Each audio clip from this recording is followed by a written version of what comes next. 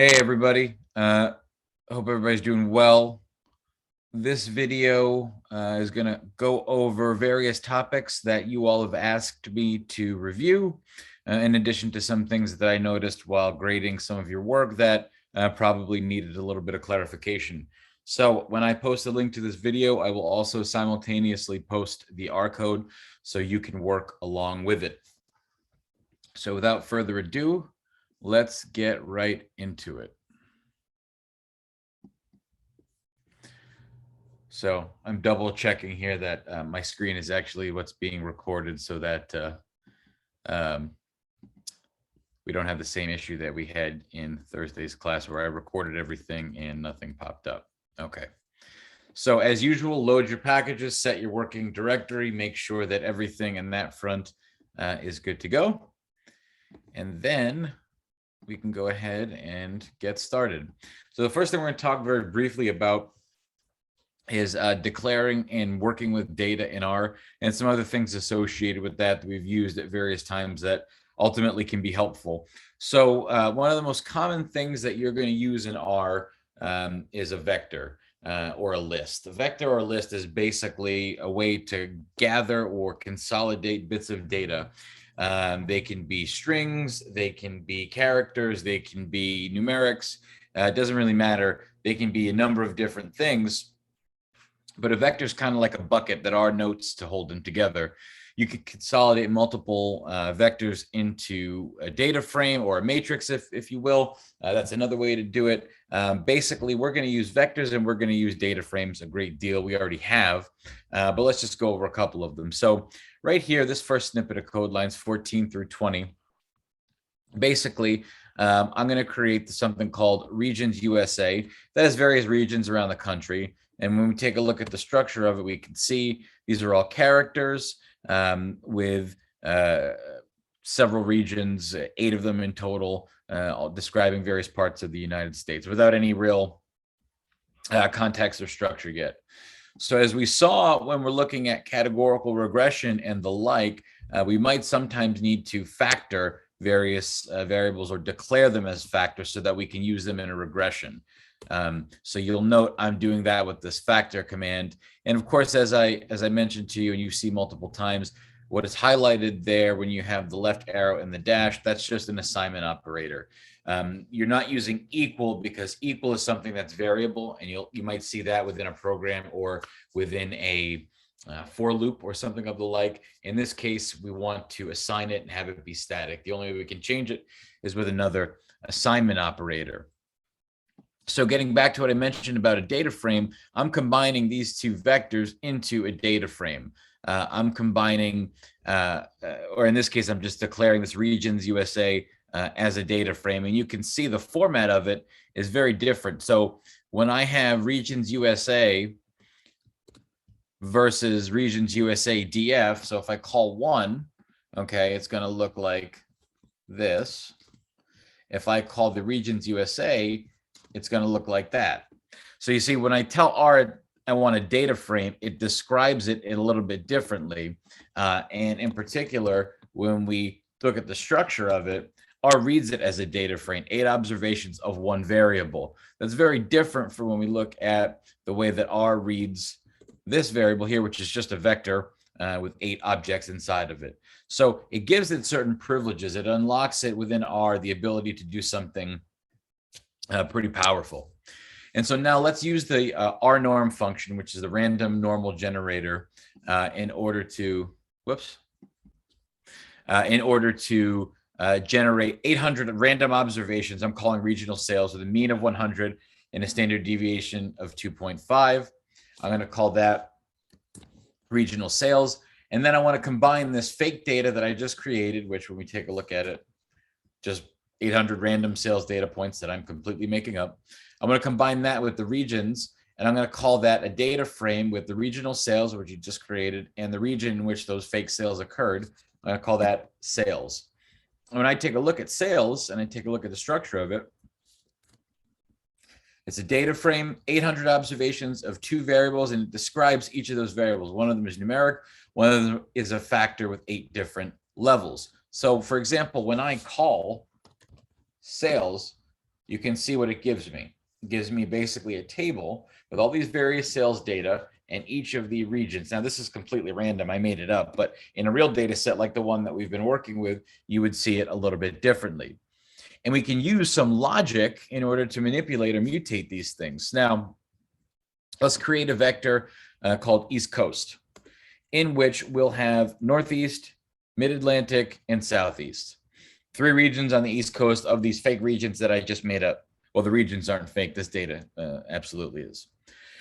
Now, with sales, let's add in a separate column called East Coast location, East Coast location. And what we're going to do is we're going to use mutate. So it's going to preserve all the columns in the data set, and it's going to add one. And we're going to use some logic to it. We're going to use mutate, where call this an East Coast location. We're going to be either 1 or 0 based on some condition. In our case, the condition is going to be, we're going to use if else, the regions USA is in the East Coast. So that specific value for the observation on the column regions, if that is in the East Coast set, put a 1. If not, put a 0. So looking at these data here, Southeast is in the East Coast set. So in our new variable, this should have a 1 next to it. So let's take a look if it does it correctly. Now, when we look at sales, we see that, yeah, Northeast has a 1, Mid-Atlantic has a 1, Southeast has the 1, South does not, neither does the Midwest. So our logic here is correct. And as you've seen with logistic regression, you can use that in a number of different ways in your analyses, and so be it. I leave it up to you to choose how you use it, or ultimately, realistically, based on the task at hand, is when you'll know when to use this or not. But nonetheless, these are some helpful hints in manipulating the data. So a couple other things. We're going to pull up the retail data set that we've been working with. We'll use a clean, unperturbed version of it for right now. Now, remember, anytime you see the name of a data set, an open bracket, some numbers in between, know that R views things with data set name or whatever it is, object name, and then within the column, within the brackets, it's row column. So here, I'm looking at retail, and I'm looking at rows 1 through 5, and you'll notice there's a comma and then nothing after it. So what I'm saying is, give me from the retail database rows 1 to 5 and all of the columns. So when we pull that up, that's exactly what it's going to do. So it's going to give me 1, 2, 3, 4, 5 in all of the columns that we have available. And that's a way to do it. So for example, another thing that I can do, if I were to go beneath it, I were to call retail. Let's say I wanted all of the rows and only columns 1 through 4. Well, that would give me something entirely different, right? That would give me all of the rows because I left it unspecified here, and only 4 of the columns. So that's how R works. Now, the other thing we can do with this column notation is we can start manipulating or changing names. So for example, if I wanted to change the 7th column of the data set, first let's find out what the names within this retail are. Okay, I've got all these here, and I'm looking at it, and I can see that the customer ID has a space in it. So let's change it. This is the 7th of all the names. So let's do names in the retail, number 7 within this set, which is the one we're looking at right here. Let's reassign it to customer ID. Now we take a look at the names. We see that it now has an underscore where previously it had a space. We can summarize the data by using summary. That's one way we've seen before. We can specify, and you'll note that anytime you see the $, that refers to a specific column by name within the data set. So let's say I want to get the head 5 observations of the countries in the database. I get the first 5 observations from the retail country column in the data set. Similarly, I can look at uniques. Let's take a look here. And so let's create a vector called countries using the unique function, just to all the countries contained within the data set. I can do the same thing here using the description, all unique observations of products in the data set. I can create a table looking at the quantity of observations from each country. And I can make that my own table by assigning it a name as such. When I take a look at the first 5 rows, I can see, okay, good. And so I can work with R in various ways. So now let's combine this together and let's look at some different permutations. Let's create 3 different random variables with the normal distribution, mean 1, standard deviation 2. I'm just going to create them randomly. I'm going to use cbind, which creates a concatenation of these various vectors into a table that I'm calling very creatively table. So when I look at the first 5 observations or 6 observations, I've got 3 columns of my table, variable 1, variable 2, variable 3. Now let's say I wanted to get the first row and the third column. What do you think this will give me? Take a minute and pop into your head what you think the observation will be in this particular situation. Okay, we can see that in the first row, third column, I have minus 3.70, blah, blah, blah, blah, blah. And that's the same exact thing I have right there. So I'm calling from table, first row, third column, first row, third column. Similarly, let's say I wanted the second row, third column. Okay, it should give me this one right here. In fact, it does. So when I call the second row, third column, it maps me to this observation right here. Similarly, like we did before, if I want just the first row, I call it that way. If I want just the third column, I can call it that way. This comes in particularly handy when you're looping or when you're extracting information out of a predefined table, column, data frame, matrix, etc. We can also use this same logic to subset a data frame if we didn't want to use the duplictor. We can pull down, for example, the first 5 rows and the first and 7th observation.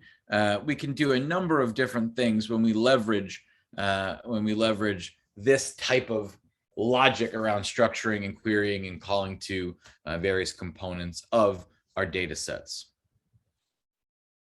And we can also subset it similarly, where we get the first 5 rows and all the columns, and we can do a quick logic check to see whether or not the first 5 rows and all the columns equals our created here. And we can see on the logic table everything is true. So anytime you see this double equal sign, that's going to be a logical check. It's going to be whether or not exactly it equals to what we're looking for.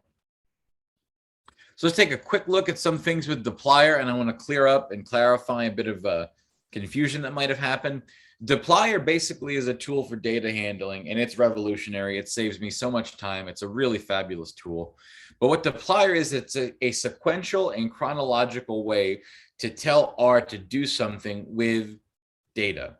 So in this particular case, what I'm saying is take the retail database and then group it all, everything in the database by stock code, filter where the country is exactly equal to France, so anything else I don't want.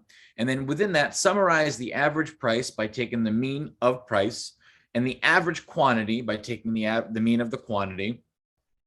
And then sort this descendingly by the newly created variable average quantity. So let's see what that looks like. So that takes me all of the stock codes within France. I have these 2 new variables created, average price and average quantity. So now one thing I do want to address is a lot of the time in class we use the select feature. And recently it was pointed out to me that there's an issue, and I couldn't quite figure out exactly what was going on where select was popping up an issue. And I'll show you what that issue is. So here in this one, in this line 79, let's say I wanted to try and select, and let's say what I wanted to select was, for whatever reason, description, country, and quantity. Well, previously, it was kicking off this error, which I'll show you here. It's got this error in select unused arguments, and I couldn't quite figure out what it was. The issue is that there's another package called mass that is often attached to various other packages. And what happens is R automatically chooses the language from that package or the command from that package instead of using the duplictor package. So what we do is we explicitly tell R to leverage the duplictor package when using the select. So right here, when I call this, I'm saying, hey, R, use deployer's select command, and it should pop it up without issue. Oh, I forgot to include the stock code. Kind of important if we're grouping by it, isn't it?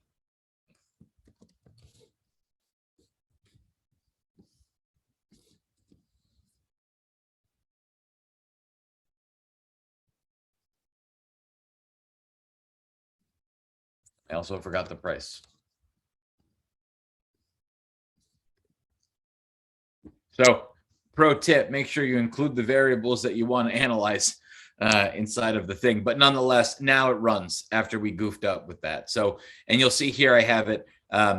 In this one here, I'm saying from retail, hey, deployer, use the select command, and I want you to take description, country, quantity, group by country, summarize the total units by adding up all of the quantity, and then arrange it descendingly. So now I have a table where I'm looking at the country and the total units from that country.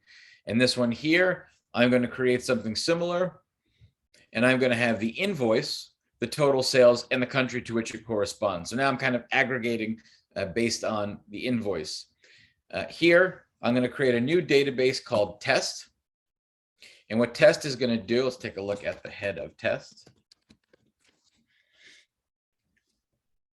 That basically takes me right there. I'm just calling it a new table. This is the identical code here, as you can see before. I'm folding it up at the invoice level. So now I'm going to call this a data frame. I'm going to take a look at it. Then I've got a data frame, 100 or 1 million plus observations, 3 variables. Okay. Now let's take the unique countries within my data set. Yep. Okay. Now I'm going to, I can call them a factor. Okay. Again, I might use this in a regression, like a categorical regression or something like that. Logical check. Is it true? Yes. I can create a numeric variable with the same thing if I want to use some other type of analysis, but that's the idea, right? So the logic with the deployer is you declare it in a sequential and chronological way, and take a look at the tidyverse package and related help file. It's quite good, and it will provide you with a number of different resources to look at the various functionalities that it has. We could talk for hours and hours on deployer, but as you need them, if you think of a kind of a command that might be helpful, I imagine it exists in deployer. Okay, so let's do some ABC analysis. That was one of the things you wanted me to look at. So briefly, I'm going to stop sharing my R, and I'm going to share with you a different screen. I want to show you something from what we chatted about in class, just to recap exactly what ABC analysis is. ABC analysis is based on the Pareto rule, the 80-20 rule. And that's a generalized way to frame it, but essentially what we're saying, the 20% of the number of SKUs drives about 80% of the overall sales. What it means is that there's a smaller proportion of individual SKUs that drive high value and volume within an organization. Typically, the threshold that we see is around 5 to 15% of the units drive 70 to 80% of the value. The next 30% of the units will drive about 15% of the value, and the balance, the 50 or 60% of the units, largest portion of the units will drive the smallest amount of value. And you can think about this conceptually. Consider, for example, anytime you've got like a closet full of clothes. It's probable that you wear a smaller number of clothes more frequently, and you have a number of other clothes. It happens in retail in a number of different situations. So what we care about, and I'm going to go back to R now, what we care about as it relates to modeling these is getting a visual picture and a quantitative breakdown of where we're at. So let's run this code here, lines 117 through 125. And I'm pulling in the data set clean. I'm calling it R. I want to just work with a new clean data set, nothing that's been manipulated. Okay, everything's looking good. Take a histogram, see what this revenue variable that I created right here, which is just the quantity times the price. That's going to be in line 121. Nothing really funny there. This is a histogram of the revenue, and you can see it's very highly skewed. So we can take the log if we ever needed to model revenue as a dependent variable. We can take the log of it, and you can see it normalizes it quite nicely, but that's just one thing for us to consider.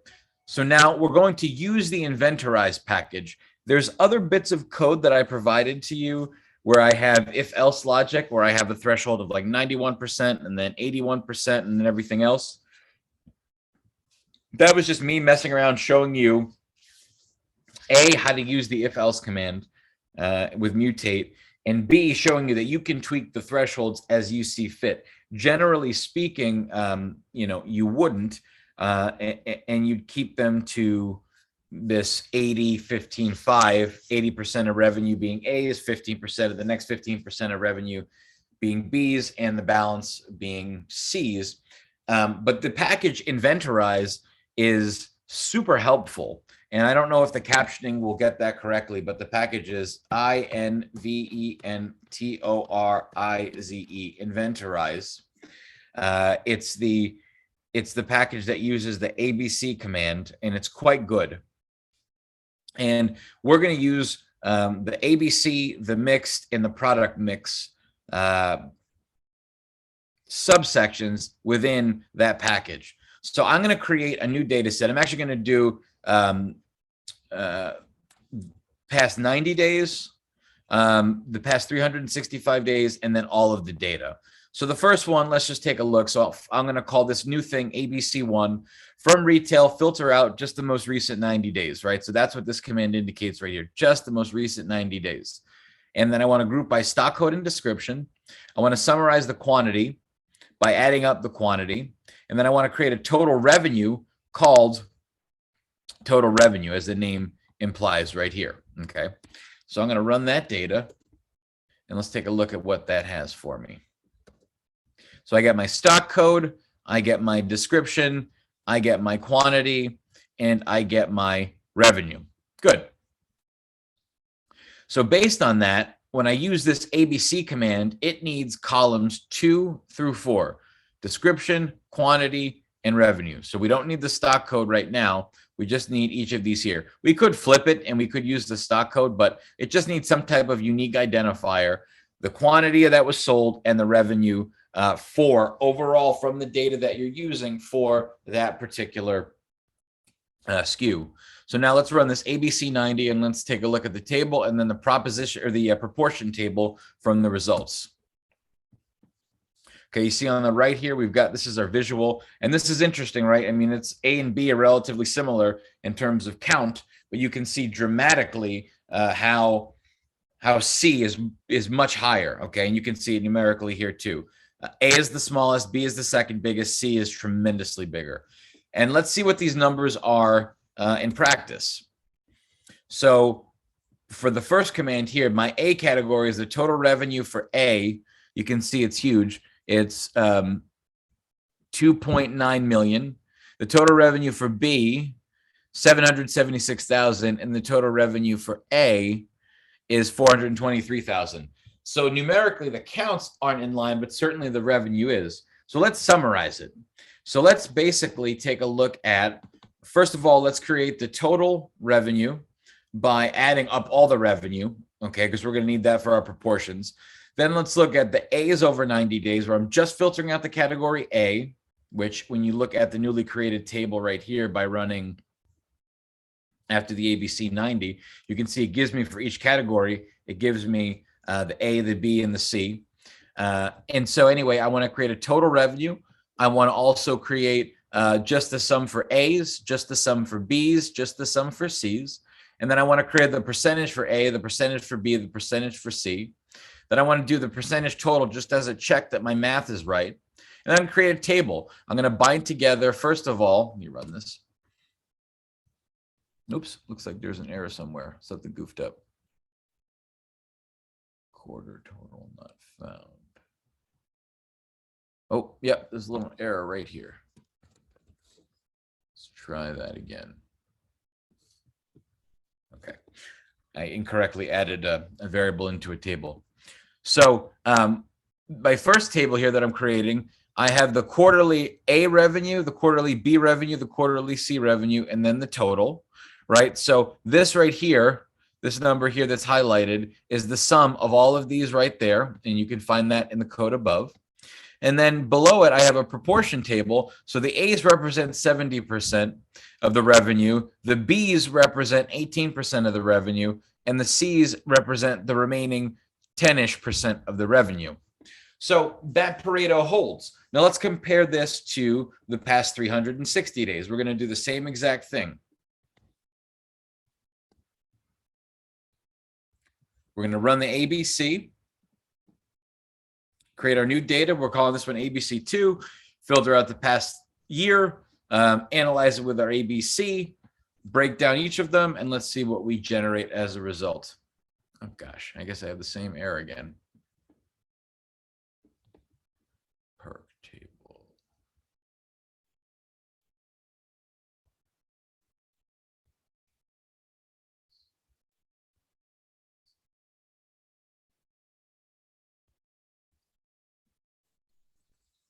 Try that again. Sorry about that, folks. There we go.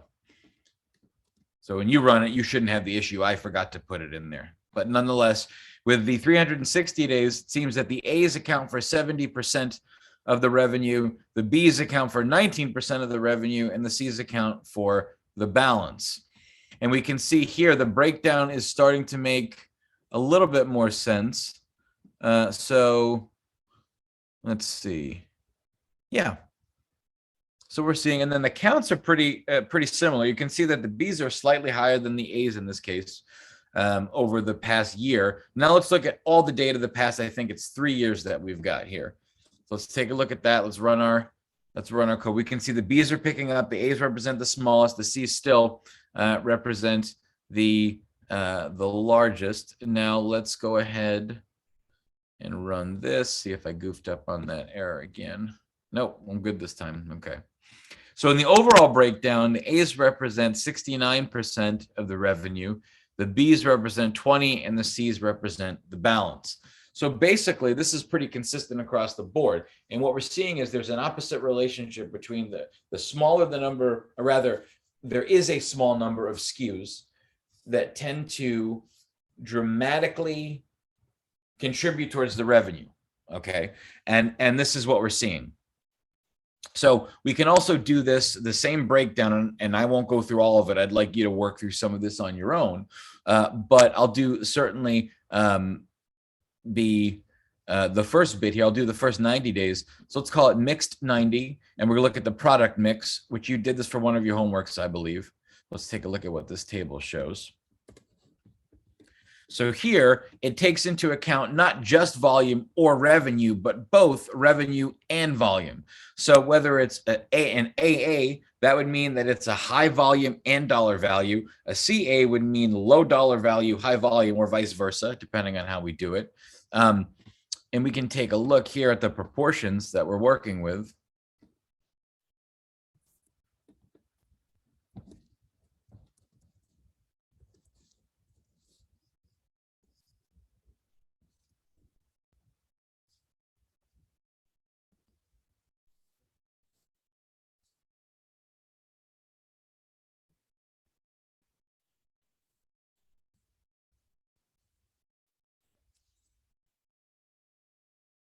Well, my apologies. There's an error here that, for whatever reason, I will sort out. But nonetheless, this command using the product mix breaks down each one of these, and you can do the same thing for the 360 days, and you can do the same thing for the overall, all 3 years of the data. And we can take a look at the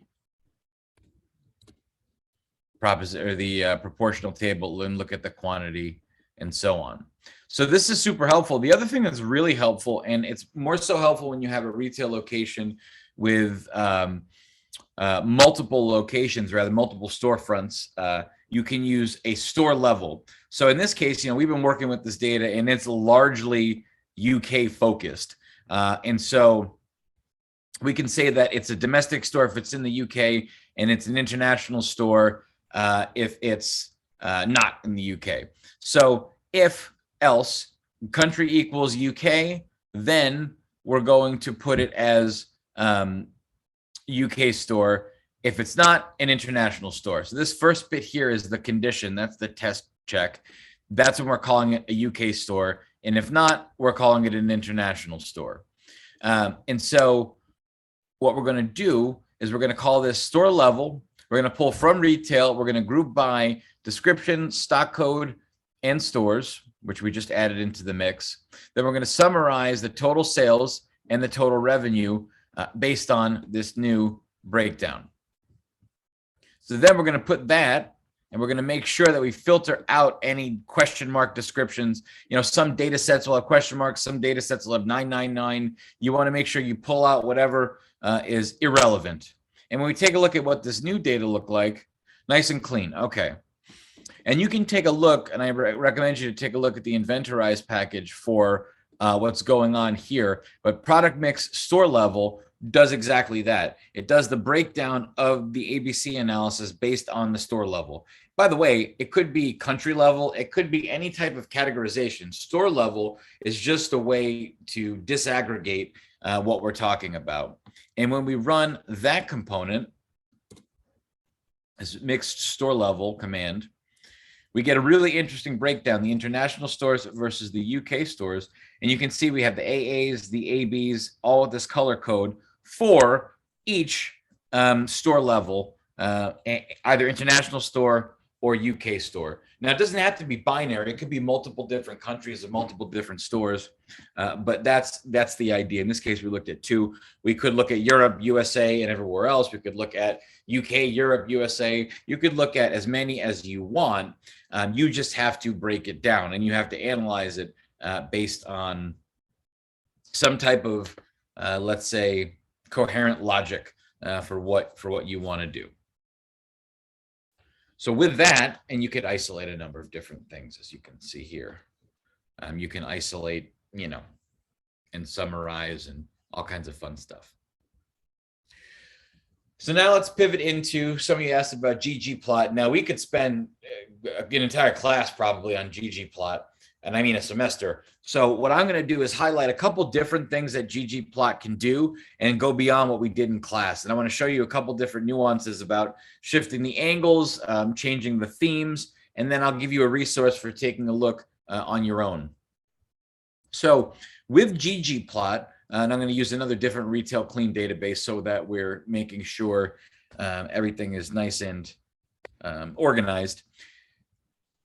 With ggplot, we can use a number of different, or do a number of different things. We can be as general, as really specific as we want. We can be as complex and layered with the visuals, or as relatively straightforward as we want.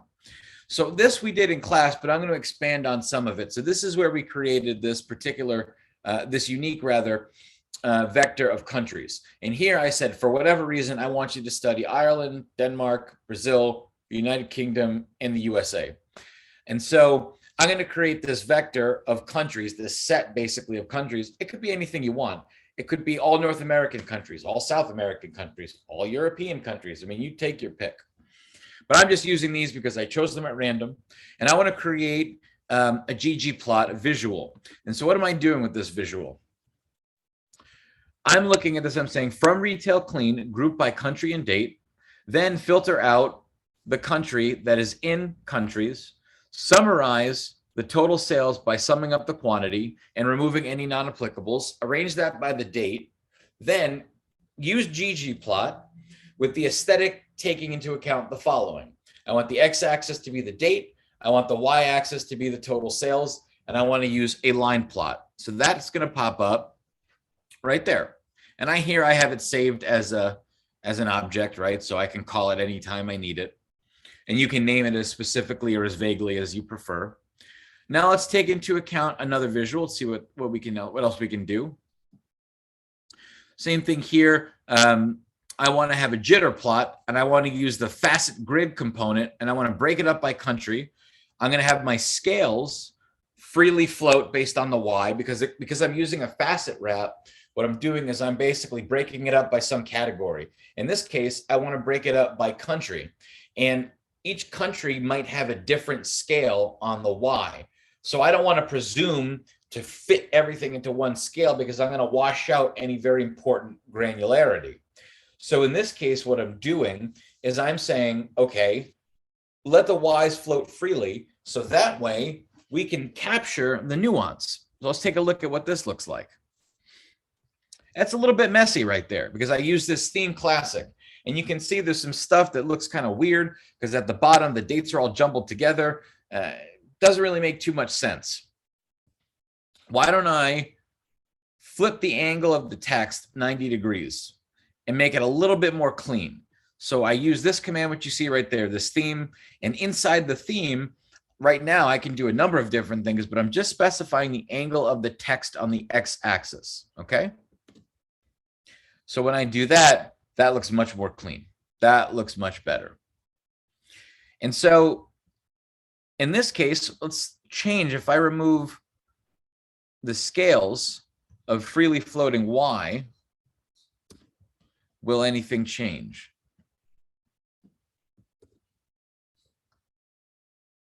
In this case, you can see nothing really changed very much. So we can isolate it. Go back to where it was. And you can manipulate this as you see fit. We don't even have to, we can facet wrap it. We can do a number of different things. And we can change it. You know, if we were to, for example, let me copy this real quick, create its own thing. And let's say we wanted to facet wrap, and we're going to have the facets as country, and we keep the theme the same. Let's take a look at what this looks like.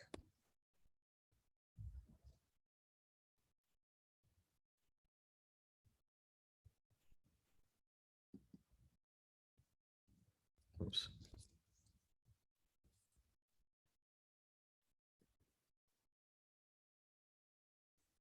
So here, the first one we did a facet grid. So let's just take a visual comparison of the difference here. For a facet grid, you can see they're all in the same structure, and it doesn't matter that I say let's free float the Y axis. We're all going to force it on the same one because it's on the same grid. So this might not be the most appropriate one, but when we move down towards the facet wrap, now we're going to have it.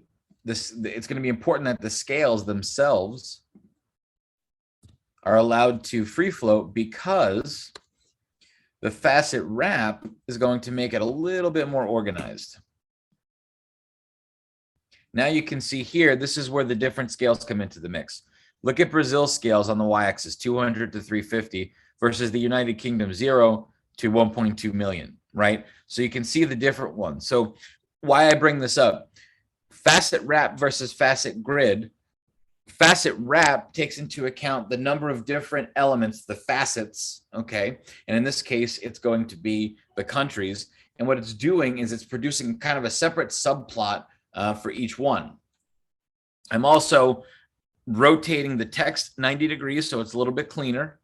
At the same time, I'm also letting the Y float freely so that the scale can be captured and the nuance can be captured in each dimension of whatever grid I'm looking at. So I can do the same thing. Let's take another look here.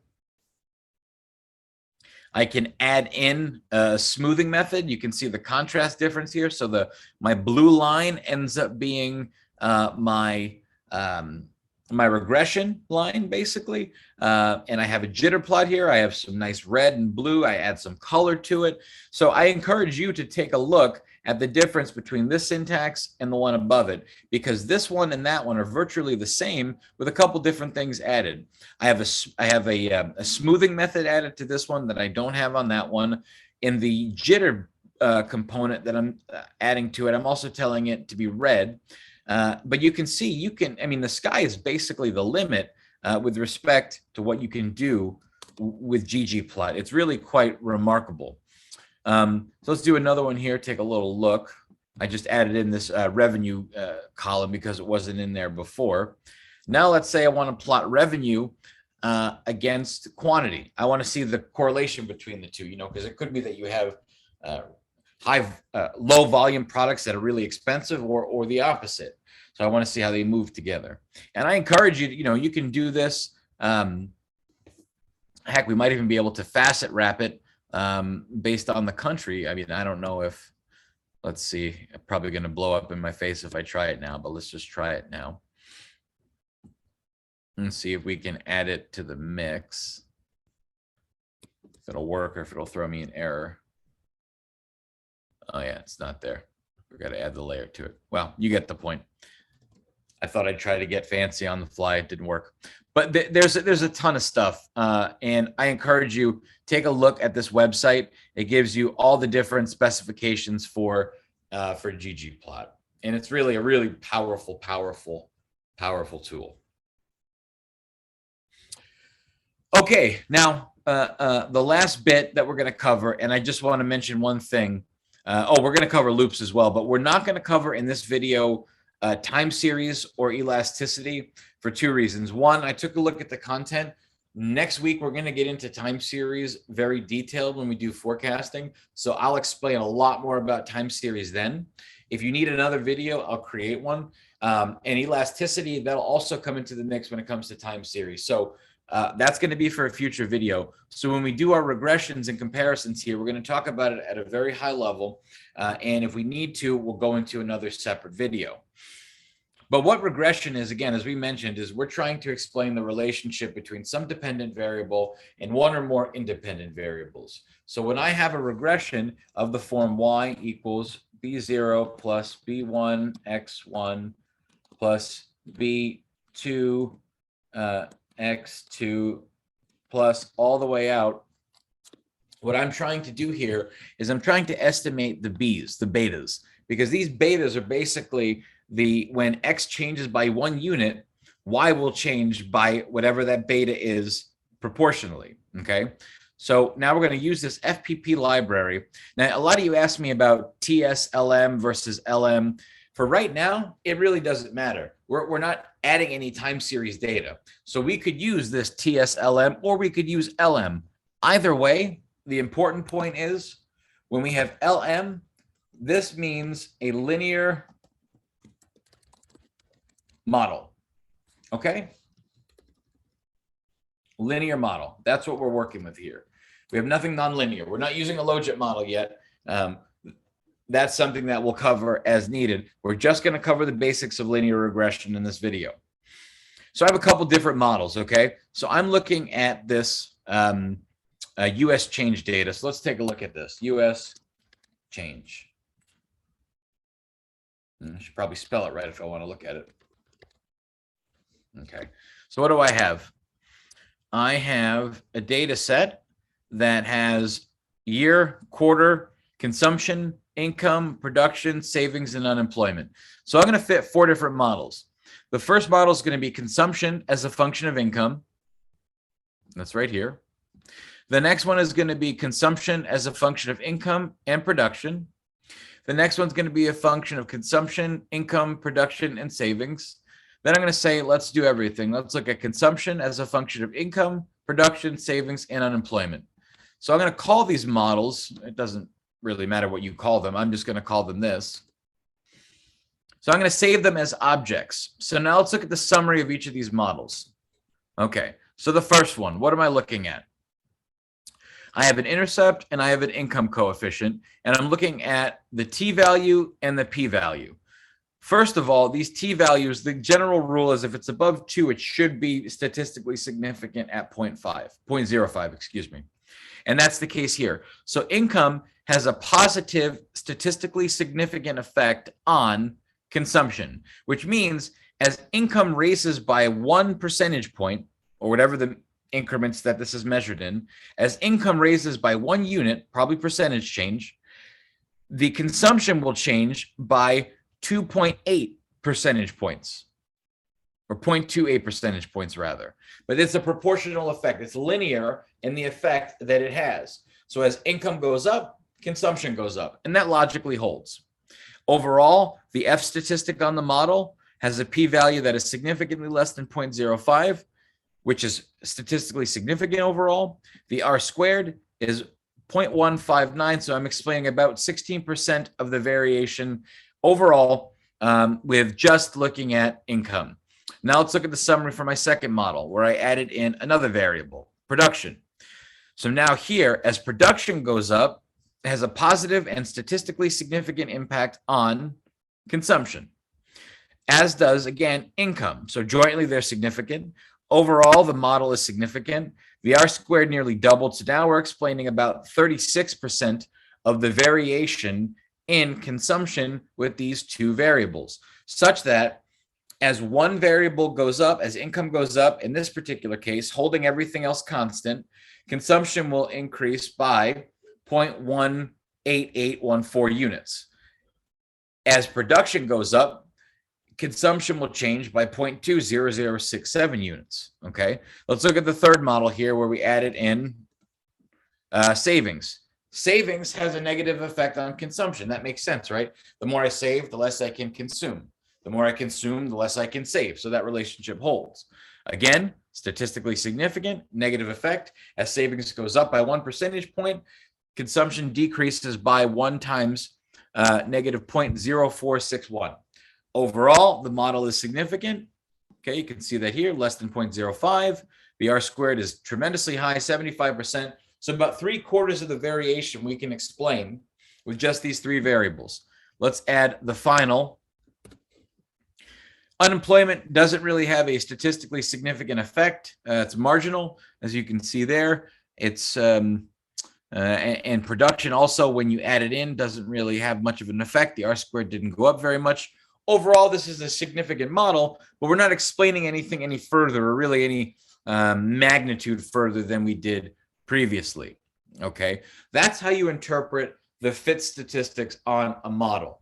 Now let's visually look at a couple different things. We're going to use this auto plot feature again, where we're going to look at the fitted data, which is basically the predicted values against the actual values. So let's take a look at what this data looks like. So I'm looking at my actual data versus my fitted data. Okay, and I'm going to save these in a moment and then compile them, but I just want to show you here. You can see the red, the actual data versus the fitted. It's kind of right in the middle, right? Because the R squared is increasing, the proportion of explanation is increasing, we would expect that the green fitted line matches with the red line a lot better as we move forward. And we can see considerably this predictive value does. The explanatory power absolutely goes up. So let's look at this again as we add the third model. Now that's really good. Now we're almost matching it 1-to-1. And then the fourth model, we didn't really add too much more predictive power. So I'm going to save these as 1, 2, 3, and 4 as objects just to make life easy on us. Okay. And then what I'm going to do is I'm going to arrange them into a grid like we did with the grid arrange. Make sure you have the grid extra package loaded. But when I do that, I have all 4 of these back to back, and you could change the titles and you know, you can shift the axes and all that to make it look better like we did before. But for right now, just look at the increase in the predictive power. It's really remarkable when you stack it up side by side. You know, the expression that a picture is 1,000 words is not a trivial one, and I think it comes into play when you look at these sort of things. Similarly, we can do the same thing where we fit a line to the fitted values. Okay, so here I'm looking at the actual values against the fitted predicted values, and I have a line, my regression line running through it. So that's the first model where it cuts right through the middle. Let's look at the second model. Okay, much better. You see that the data are less dispersed around the regression line. Let me add it again. Again, this gets really tightly fitted around the regression line, the third model, which is the best model overall jointly. And then the fourth model, yeah, still pretty good. And you could conceivably stack these all together, save them as a thing, and use the grid arrange again like I did before. It's up to you how you'd like to present it. I wanted to give you these as possible options on what to do. So a lot of you were asking me too about residuals and how to check the fit. Basically, there's a couple different things that we need to have, and you can check out chapter 3.3 of the book. It gives you a lot of good explanation around residuals, ACF plots, autocorrelation, serial correlation, and so on. But in effect, the residuals are what is left after you fit a model. It's the difference between the actual value and the estimated value.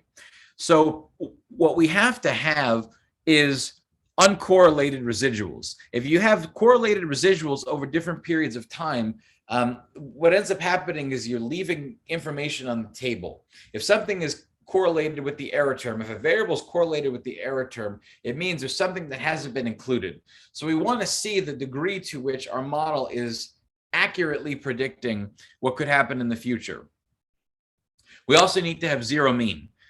Zero mean for any given y. So the expected value of the estimated y should be 0 for any given x.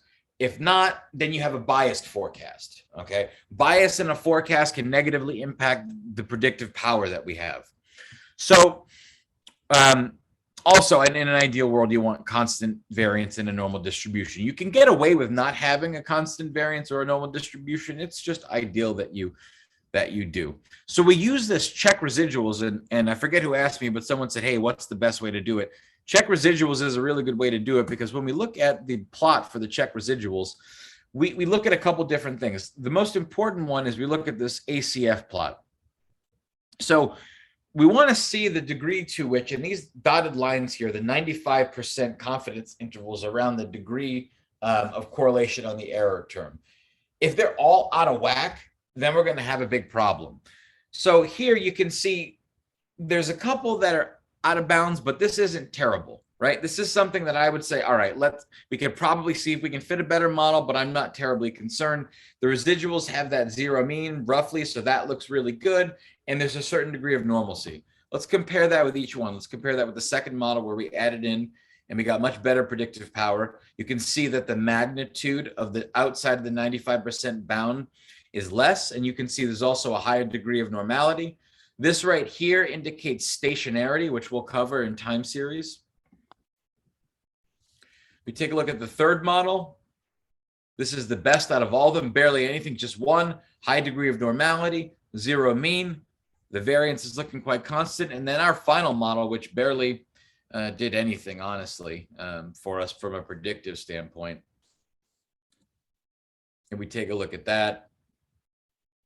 Kind of same as the one before. In fact, so if I were choosing a model for predictive power, I'd probably go with our third model, because it predicted the highest degree with the lowest error rate, let's say, and the diagnostics around the residuals were the most accurate. Also, you're going to see this Baruch-Godfrey test for serial correlation. Take a look at that. The order that it picks is based on the number of values in the data. In effect, it's saying whether or not the null hypothesis is that there's no autocorrelation, serial correlation, as you can see, up to order 8. And so you can take a look at the specifics of the Baruch-Godfrey test. I'm not going to get too much into the time series tests for this class. Really, what we're going to look at, what's most important, is how well it predicts. So when we look into the forecast command and we look into other diagnostics of a time series, really what matters for forecasting is the degree to which we're predicting correctly. Serial correlation certainly has an impact on that, whether we're biased up or down, but that'll all make sense as we move forward in our time series section. So the final thing we're going to look at a little bit about loops and functions. They come in handy. I'm not going to test you on them, but I thought, I thought I might throw you a couple things. So when we look at a function in R, they can get really complex, but it's really simple to write one. So basically, you assign something a function, right? So I'm going to call this means, right? And this is going to be a function. I'm declaring it as a function. And then I have here the number of arguments that I'm passing through that function. Here, I'm just saying I'm passing through some x. And when I pass x through this function, I'm doing something. So inside these brackets here are the operations. And I want this function to return to me some operation where I'm taking the sum of x, right? And I'm dividing it by the length of x. That's just going to give me the mean. So when I run that, okay, and I put anything into it, it's going to give me the mean of whatever vector I put into it. This is what we did, I think, in the first class. Similarly, I can call this my descriptives function, where I have the mean, the median, the standard deviation, the kurtosis, the skewness, and then I'm going to return I'm going to create this stats vector like we've seen before. And then I'm going to return it back in the function. You can also print, but I recommend return if you're aggregating something like this. So that's how a function works. We're not going to use them too much for our purposes. You might use them in the future. Certainly, there's plenty of information to find online about that. For right now, just know it's a relatively useful tool in certain circumstances.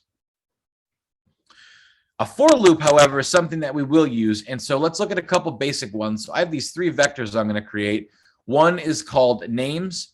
The other is called names2. The other is called names3. In names, I have a vector of Bob, Sally, and Jessica. In names2, I have a random normal sample for 1,000 samples, mean 100, standard deviation 2. And names3, I'm repeating the phrase, this class is the best 500 times. Okay, so when I do that, I'm just holding those down. Now I'm going to use my first for loop. And the logic of for loops is basically an iteration. We might use while loops, and I'm going to introduce those probably more so when we hit Markov chain Monte Carlo simulation. For right now, we're just going to use the for loop. And what a for loop does is it goes through a sequence of observations until you give it an end criteria. Meaning, I'm telling this for loop for each I, every observation in the names bucket, print that particular I. So what's going to pop up here? It's going to print Bob, Sally, and Jessica.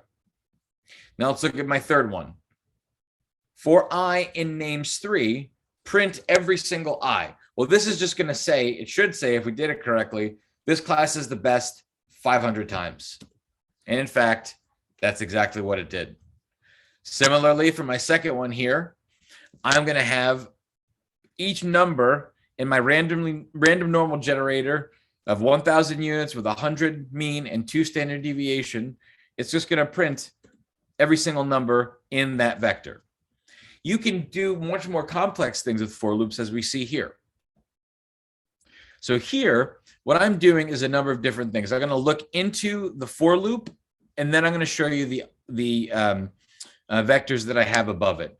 So the for loop says this: for I, and by the way, anytime you see for I, you're just indicating an observation. So for some particular element in whatever we're talking about. So for I in the sequence along skews. Okay, what's skews?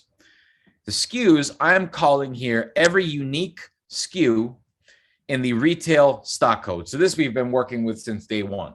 These are all the unique stock keeping units within the retail data set. For every one of those, do something. What do I want it to do? I want it to create regression equations where I'm regressing the quantity against the price, with the data being the retail data, and the skew data being each individual skew that I'm running through. So this bit right here is in effect where I'm telling R to run however many skews we have regressions in the data set. Okay? And I'm going to save this each time as the summary, because the summary is a little bit easier to work with. So let me just show you, if we have this that we're working with here, this fit model for the time series data. If I do, if I just call it S, and I call it summary of this, when I call S, I have a lot of different information that I can use. I can pull out a number of different dimensions and elements from the model. So I'm going to save this as the summary for each different one. Now I want to call this new vector intercept. What's that? Intercept all the way down through this beta sig. These are just 0 vectors that I'm creating and that I'm going to update. I'm repeating 0 the length of the skews time. Why? Because I'm going to have skews number of regressions, because I'm doing every unique stock keeping unit that I have in my data set, there will be a regression on. Okay? And so I need to have at least a placeholder for that number. So when I create, for example, these right here, and I look at the length of SKUs, there are 4,984 unique SKUs. So there should be that same number for the intercept vector, which there are, that same number for beta 1, and so on and so forth, because I'm repeating 0 the length of SKUs times. So I'm running each of these individual regressions, capturing the summary. Then I'm having for the intercept from the regression equation coefficients 1, 1. So when I look at this summary, if I were to look at, for example,